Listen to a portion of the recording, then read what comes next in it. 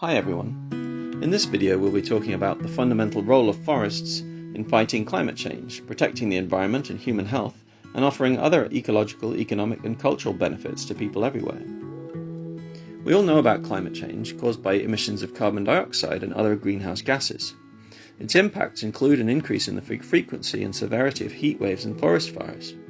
The summer of 2022 was the hottest in Europe's recorded history, with almost 800,000 hectares of forests burnt across the continent, over 300,000 in Spain alone, the country that was worst affected.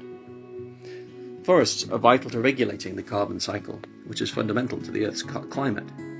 Trees capture carbon dioxide from the air and store it as carbon in their trunks, branches, leaves and roots.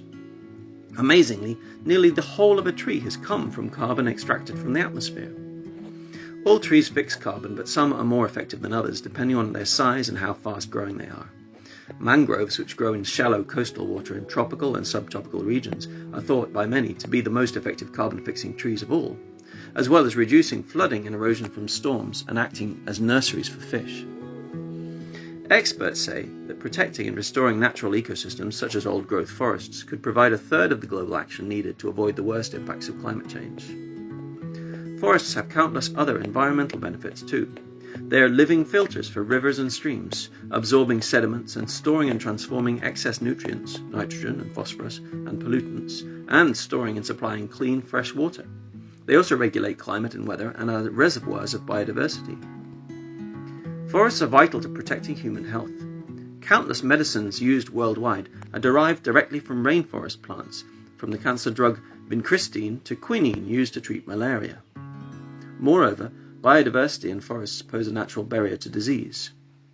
Then there are the economic benefits of forest products, including wood and wood products and food. More than 1 billion rural people depend on forests to some extent for food.